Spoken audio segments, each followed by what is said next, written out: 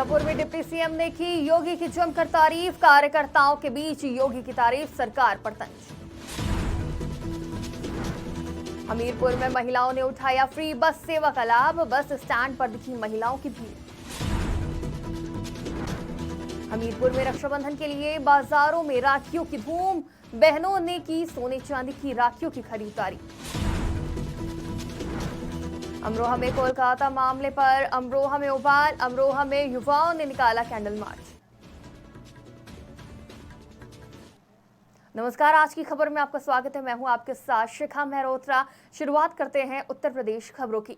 मिर्जापुर में deputy CM Keshav Prasad Maurya ने कार्यकर्ताओं को संबोधित करते हुए सीएम योगी आदित्यनाथ की कार्यकर्ताओं के बीच जमकर तारीफ की, लेकिन साथ ही सरकार पर तंज कसते हुए कहा कि जब कोई काम सीधे सरकार से हो जाता है तो कार्यकर्ताओं को उसका श्रेय नहीं मिलता। प्रदेश में सरकार, और मैं मानता हूं कि आप भी अब जानते हैं, मानते हैं, और जनता भी ये जानती और मानती है कि हमारी डबल इंजन की सरकार स्वतंत्र भारत के इतिहास में सबसे अच्छा काम कर रही है। दुनिया में मोदी जी जैसा नेता कोई दूसरा है क्या? देश में मुख्यमंत्री योगी आदित्यनाथ जी जैसा दूसरा मुख्यमंत्री है क्या? तो जब देश का नेता हमारा दुनिया का सबसे शक्तिशाली, प्रभावशाली, और प्रदेश के हमारे मुख्यमंत्री जब पूरे देश के मुख्यमंत्रियों की तुलना होती है उसमें सबसे अच्छा काम उनकी अगुवाई में किया जा रहा है।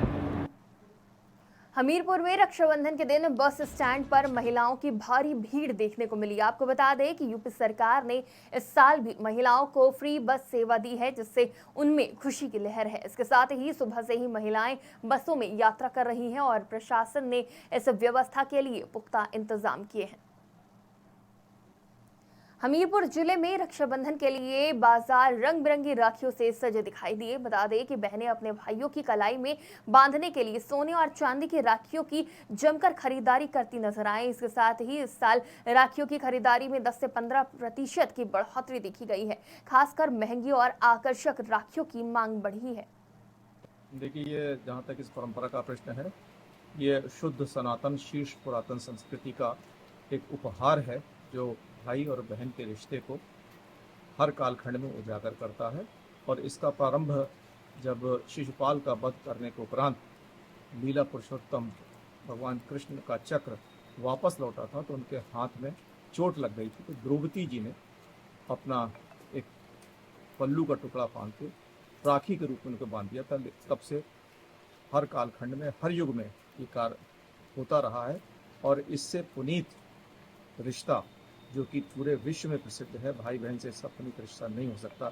हर रिश्ते होते हैं, लेकिन ये रिश्ता सबसे अव्वलीन और सबसे श्रेष्ठतम माना गया है। देखिए, ये आज जो कैंडल कोलकाता में ट्रेनी डॉक्टर की रेप के बाद हत्या के खिलाफ अमरोहा में युवाओं ने कैंडल मार्च निकाला और न्याय की मांग की।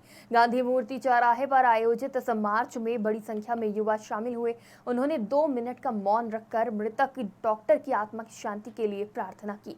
युवा शहजाद ने कहा कि इस घटना ने पूरे देश को झकझोर दिया है, लेकिन अभी तक कोई ठोस कार्रवाई नहीं हुई है। दोषियों के खिलाफ सख्त कार्रवाई की मांग की गई है। आज जो कैंडल मार्च निकाला हमने कोलकाता में, जो हमारी बहन डॉक्टर के साथ जो रेप हुआ है, उसके बाद बलात्कार हुआ है, उसके विरुद्ध में हमने एक कैंडल मार्च निकाला है अमरोहा के युवाओं ने। हम मांग ये करते हैं उस आरोपी को सख्त से सख्त उसके साथ कार्रवाई होनी चाहिए और उसको फांसी की सजा मिलनी चाहिए। आज जो कैंडल मार्च निकाला हमने कोलकाता में, जो हमारी बहन डॉक्टर के साथ जो रेप हुआ है, उसके बाद बांदा में बजरंग दल के पदाधिकारियों को अंडरवर्ल्ड से जान से मारने की धमकी मिली है, जिससे परिवार में दहशत फैल गई है। बता दें कि मुंबई से आई कॉल में पूरे परिवार को बम से उड़ाने की धमकी दी गई है। पुलिस की जांच में पता चला है कि ये धमकी किसी पारिवारिक व्यक्ति द्वारा दी गई थी, जिसके बाद पदाधिकारी ने कोतवाली में एफआईआर दर्ज करवाई है। थाना कोतवाली बांदा के श्री अंकित पांडे बजरंग दल से संबंधित नेता है। इन्होंने थाना कोतवाली बांदा में एक प्रार्थना पत्र दिया है, जिसमें इनको बम से उड़ाने इत्यादि की विभिन्न प्रकार की धमकी किसी अज्ञात व्यक्ति द्वारा मोबाइल के जरिए दी गई है। बाद में जांचोपरांत ये पाया गया कि ये इनके चचेरे भाई हैं जिन्होंने धमकी दी है। उनका नाम विवेक पांडे है।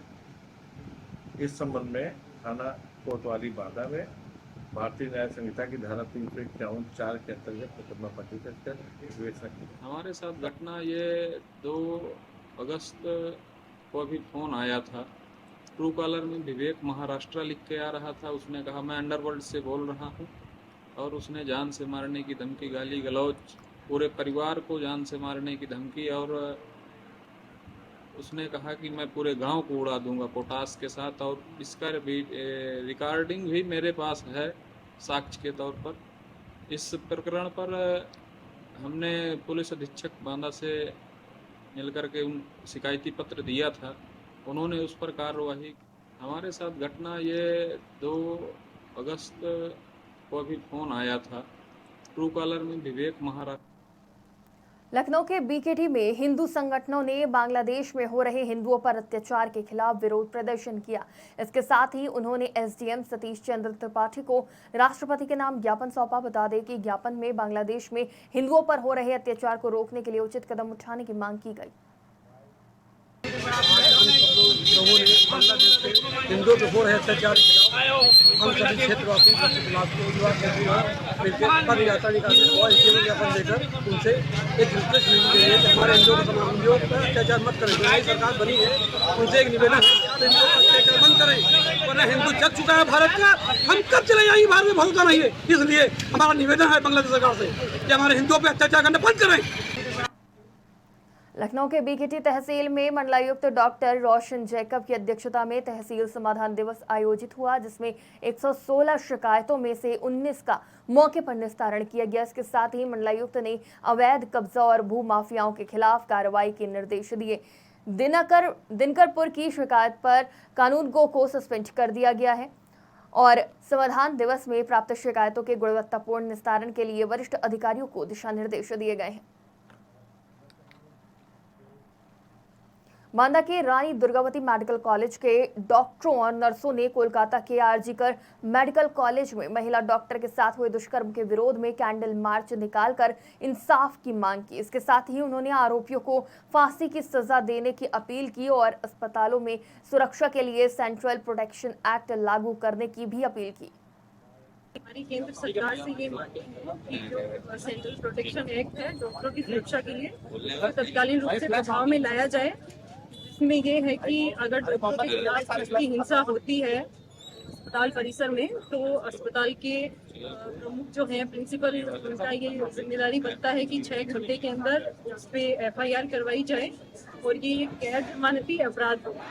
और हमारे कॉलेज प्रशासन से भी कुछ मांगे हैं, क्योंकि हम अपनी सुरक्षा को लेकर चिंतित हैं, जिनमें मुख्यतः मांगे ये हैं कि CCTV कैमरा इंस्टॉल हो, हमें गार्ड प्रोवाइड किए। यहाँ रुकेंगे एक छोटे से ब्रेक के लिए, जल्द हाजिर होंगे। उदयपाल सिंह यादव, पूर्व जिला पंचायत सदस्य, बदायूं की तरफ से समस्त क्षेत्रवासियों और गांव वासियों को रक्षाबंधन और जन्माष्टमी की हार्दिक शुभकामनाएं। ब्रेक के बाद आपका स्वागत है। खबरों की ओर रुख करते हैं। अमरोहा में डीजे की तेज आवाज को लेकर 2 समुदायों के बीच विवाद हो गया।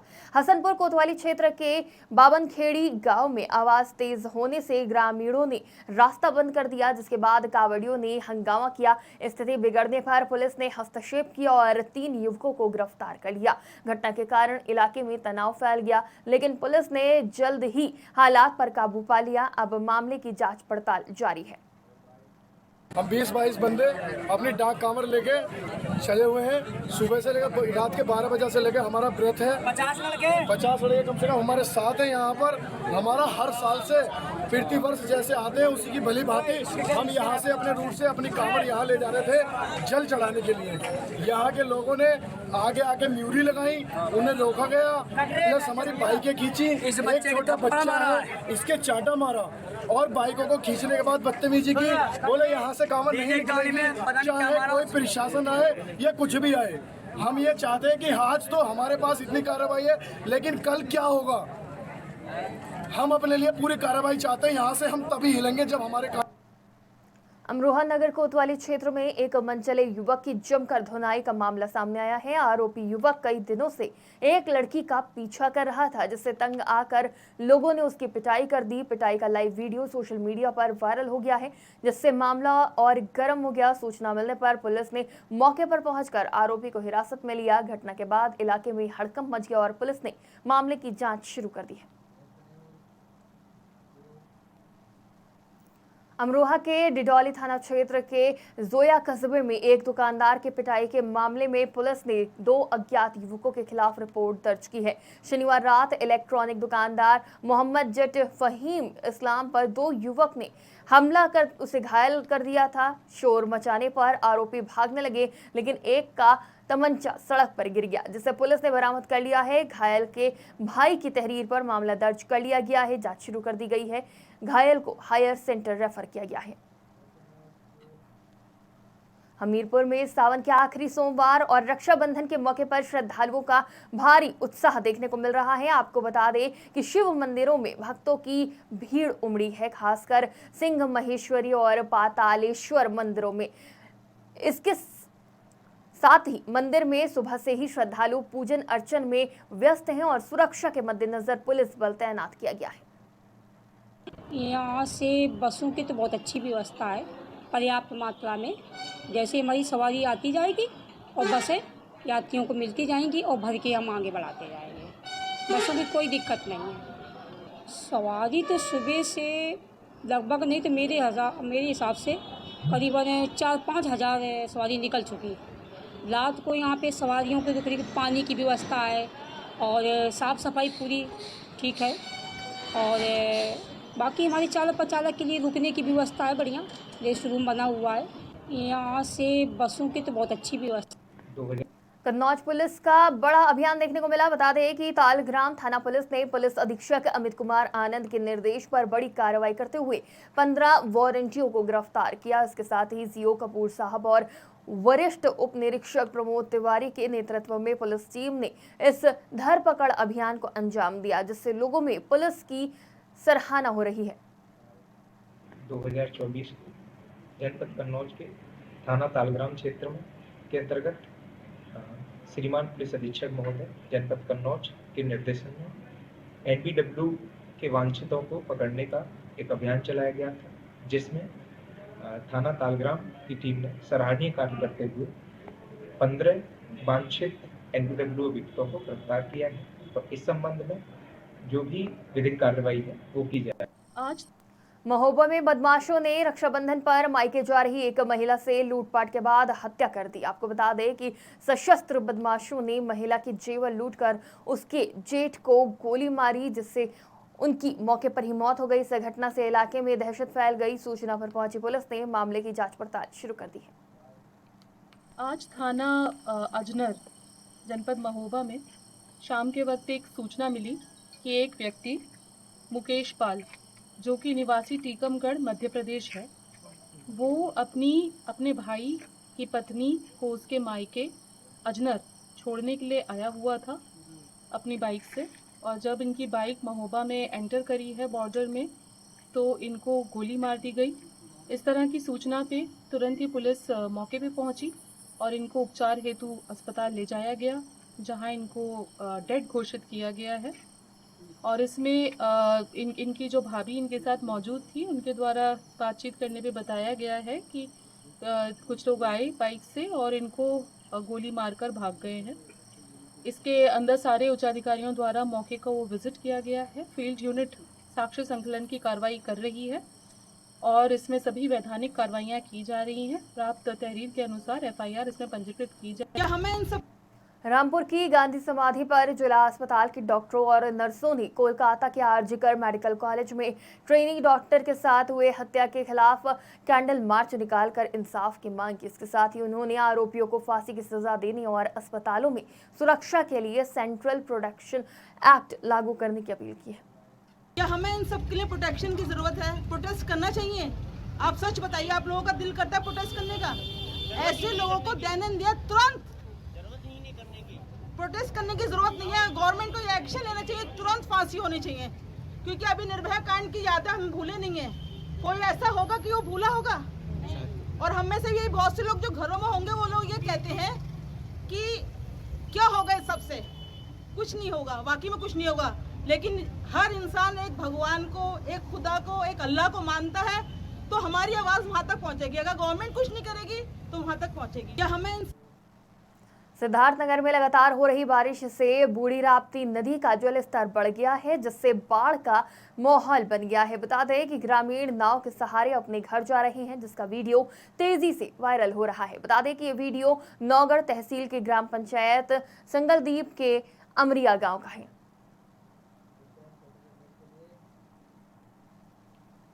यहां रुकेंगे एक छोटे से ब्रेक के लिए, जल्द हाजिर होंगे।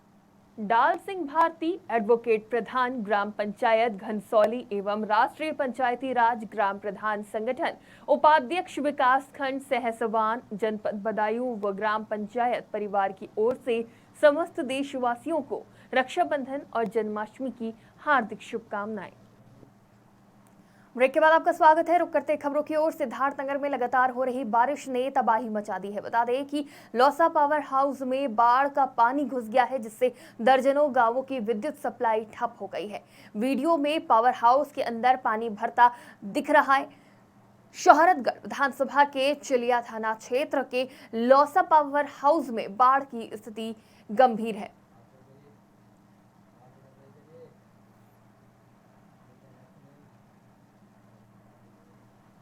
सिद्धार्थनगर के बासी तहसील सभागार में संपूर्ण समाधान दिवस का आयोजन किया गया, जिसमें पूर्व स्वास्थ्य मंत्री जय प्रताप सिंह भी मौजूद रहे। बता दें कि सीडीओ जयेंद्र कुमार की अध्यक्षता में 54 मामलों पर सुनवाई हुई, जिसमें से कुछ का तत्काल निस्तारण किया गया। इसके साथ ही बचे हुए मामलों को 3 दिन के भीतर सुलझाने का आश्वासन दिया गया। उत्तर प्रदेश शासन के निर्देश के क्रम में आज तहसील बासी में माननीय विधायक बासी के साथ जी के साथ आज यहाँ पर सभी अधिकारीगण के द्वारा तहसीलों से विभाग किया गया। इसमें टोटल अभी तक 51 प्रकरण हमारे सामने आए हैं, जो सबसे ज़्यादा 32 जो है राजस्व विभाग से और 6 जो हैं विकास विभाग से संबंधित है, और उनको मौके पर ही निस्तारित करने के लिए टीमें गठित करने के निर्देश दिए गए हैं। तो उसको आज ही देखा जाएगा और कुछ प्रकरणों को अगले 3 दिन के अंदर उन पर जाँच आख्या, उनकी जो भी स्टडी जाँच आख्या होगी वो एसडीएम साहब के सामने सबमिट करने के निर्देश दिए गए।